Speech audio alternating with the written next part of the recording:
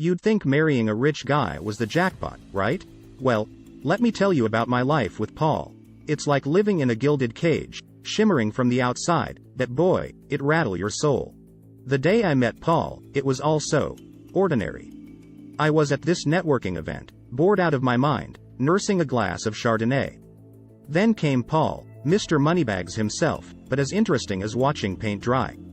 I remember thinking, well, he's not much, but those deep pockets sure are. We married in a whirlwind. I mean, who wouldn't say yes to a 7-carat diamond? The wedding was a spectacle, lavish, over the top. The kind of thing you see in magazines and think, who spends that much on flowers? We did. Life after the wedding? Picture this. Waking up in a king-size bed with the softest Egyptian cotton sheets you've ever felt. Breakfast is a spread that could feed a small country, but it's just for you. You spend your days shopping for things you don't need, with money you didn't earn. It's bliss, for like, a minute. But here's the thing, it gets old. Fast. Paul was always busy, either glued to his phone or off on some business trip. And me? I was left in this huge mansion that felt more like a museum than a home. I started throwing parties, lots of them. Anything to fill the silence. The who's who of the city would show up, air kisses and fake smiles all around. But as the last guest would leave, the emptiness would hit me like a ton of bricks. One night, as I roamed our marble hallways, I caught a glimpse of myself in a mirror, decked in jewels, dressed to the nines, and utterly, desperately bored. That's when the thought hit me. What if I proposed an open marriage? It was reckless, sure, but I needed something, anything, to feel alive. So, I did it. I waited for Paul to return from a trip, sitting in our living room that looked more like a page from Architectural Digest. He walked in, tired but happy to see me. And I dropped the bomb. Paul, I want an open marriage. The words hung in the air, heavy and awkward. Paul just stared at me, his face unreadable. I braced myself for anger, for yelling. But nothing. He simply turned around and walked out of the room. That night, I lay in our massive bed, alone, staring at the ceiling. What had I done? Was it worth it? The silence in the house was deafening, and for the first time, I wondered if I had made a colossal mistake. But hey, be careful what you wish for, right? Because what came next was nothing like I expected. Paul changed, and so did everything else. Ever seen a caterpillar turn into a butterfly? That's Paul, but way less predictable and a lot more baffling. So there I was, thinking my bombshell about an open marriage would blow our world apart. But guess what? Paul didn't explode. He didn't even implode. He just changed, like, a lot. One day, I noticed it. He's leaving for work, and there's this new spring in his step, a smirk playing on his lips like he's got a secret. And his suits, suddenly sharper, fitting like they're painted on him. I'm like, who are you, and what have you done with my husband? This new Paul, he's not just more confident, he's like a man on a mission. Always busy, always somewhere to be. And the mystery? It's killing me. He starts coming home late, sometimes not at all. Business, he says, with a shrug that doesn't quite reach his eyes. I'm tossing and turning in our bed, thinking, what's he up to? I start snooping, okay? Can you blame me? I check his phone, his pockets. Nada. It's like he's become this mastermind of secrecy. And the more he hides, the more I want to know. One night, he's all dressed up, smelling like that expensive cologne I got him for Christmas. He kisses my forehead, says he'll be late. I'm watching him leave, and this crazy idea hits me. I'm gonna follow him. So, I'm tailing my own husband like some cheesy detective in a noir film. He drives downtown, parks near this fancy new club, all neon lights and thumping bass. And then, he just walks in like he owns the place. I'm outside, peeking through the windows like a total creep. And there's Paul, laughing, chatting. He's surrounded by these artsy types, a crowd he never mingled with before. And he's so alive. I've never seen him like this. I head back home, my mind racing. Who is this man? I'm feeling all these things. Confusion, curiosity, even a twinge of, is it jealousy? Paul, the predictable, the boring, is suddenly the most interesting person in my life. And I'm on the outside looking in. I confront him the next day. Where were you last night? I ask, trying to sound casual. He looks at me, a glimmer of something unreadable in his eyes, and says, just out with friends. Friends? Since when does Paul have friends that I don't know about? Since when does Paul have a life that doesn't include me? That night, as we sit across from each other at dinner, the silence is thick enough to cut with a knife. I'm watching him, and he's different. Not just in the way he looks or acts, but something deeper, like he's found a part of himself he didn't know existed. I realize then that I don't really know this man I married. And the scariest part? I want to know him, now more than ever. I never knew how fast the world could flip until the day Paul asked for a divorce. It hit me like a runaway train. That morning started like any other. I made coffee, the rich aroma filling the kitchen. I was planning, scheming really, on how to bridge the gap that had grown between me and Paul. Maybe a romantic dinner, his favorite cocoa van, candles, the works. But when he walked into the kitchen, I knew something was off. He didn't make small talk or peck me on the cheek. Instead, he just stood there, like he was gearing up for a boxing match. "We need to talk," he said, his voice steady but distant. My heart sank. You know that feeling, right? When you just know it's bad news. I sat down, clutching my coffee mug like a lifeline. "I want a divorce," Paul blurted out, not meeting my eyes. It felt like the room spun around me. Divorce? We were supposed to be talking about open marriages and new adventures, not this. I laughed, a nervous, high-pitched sound that even annoyed me. "You're kidding, right?" But the look on his face said it all. He wasn't kidding. He was done. I argued, pleaded, even cried. I told him we could fix whatever was broken, go to counseling, take a vacation, anything. But he was like a statue, unmoving, his decision carved in stone. The rest of the day was a blur. I wandered around our house, touching things as if they'd suddenly become foreign. The photos of us smiling, the expensive vases, the designer couch, they all seemed like relics from another life. That night, alone in our bed, I couldn't sleep. The silence was suffocating. I kept replaying everything in my head. Where did I go wrong? Was it the open marriage idea? Was it me, just being me? The next few days, I moved like a ghost through our home. Paul was busy with lawyers, his phone constantly buzzing. And me? I was busy staring at walls, lost in thoughts and what-ifs. I signed the papers in a daze. It was surreal, like I was watching someone else's life fall apart. And then, just like that, it was over. We were no longer Mr. and Mrs. anything. I watched Paul pack his bags. Each shirt he folded, each book he boxed up, felt like he was erasing a part of our story. When he left, the house felt empty, like all the air had been sucked out. I sat there, in the deafening quiet, and it hit me. I had been living in a dream, a pretty little bubble that had just burst. And now, I was awake, alone, and clueless about what to do next. Ever seen a man reborn? That's Paul, walking out of our marriage like a phoenix rising from the ashes, and me? I'm just sifting through the soot. The day Paul announced he was leaving for good, he was a different creature. Gone was the predictable, agreeable man I married. In his place stood someone firm, resolute, and frighteningly confident. He had this air about him, like he'd just figured out the last piece of a puzzle. And that puzzle? It didn't include me anymore. I found myself pacing the length of our now too quiet house, replaying the moments, the decisions, the careless words. "I want an open marriage." The sentence echoed in my mind, mocking me. What was I thinking? I wasn't unhappy, just unstimulated, and look where that got me. Paul's decisiveness cut through the process like a hot knife through butter. Meetings with lawyers, settlement agreements, division of assets, it was all arranged with terrifying efficiency. I signed papers in a daze, nodding along to terms I barely understood, numb to the core.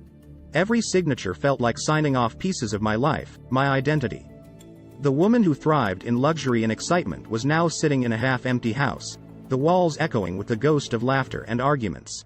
As the end neared, I found myself sitting more in the garden, watching the sunset paint the sky in shades of fire and gold.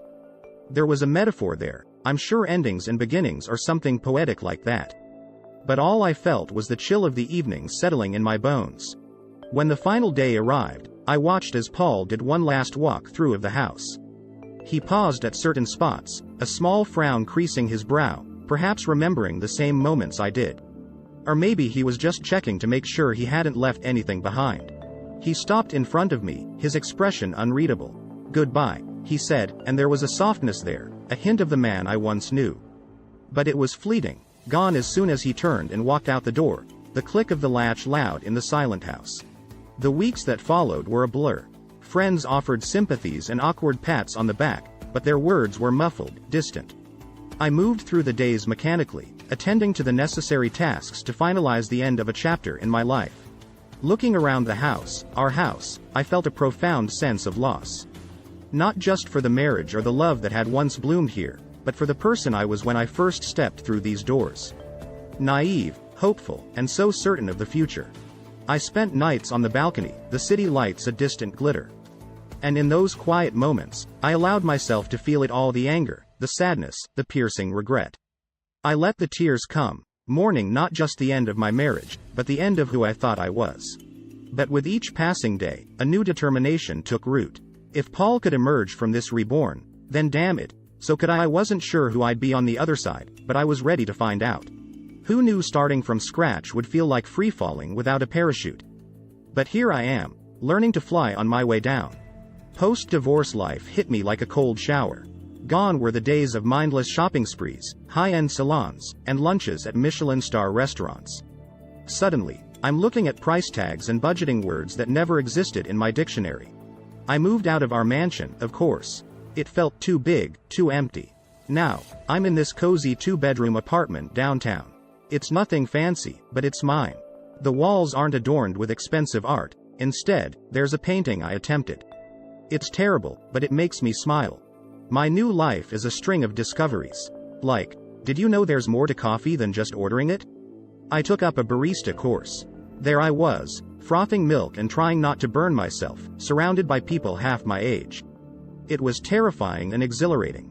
I also realized I love gardening. My balcony's now my little green haven. There's something about nurturing a plant, watching it grow, that's incredibly satisfying. It's not the manicured lawns and exotic flowers of my past life, but my tiny herbs and succulents are my proud little achievements. My social circle changed too. The fair weather friends vanished, and in their place, I found genuine connections. Like Mia from my yoga class, who laughs loudly and tells it like it is. Or Sam from the book club, whose life stories could fill novels. Then there's cooking. Paul and I always had a chef, but now, it's just me and my not-so-trusty cookbook. My first attempt at spaghetti carbonara turned into a weird, eggy mess.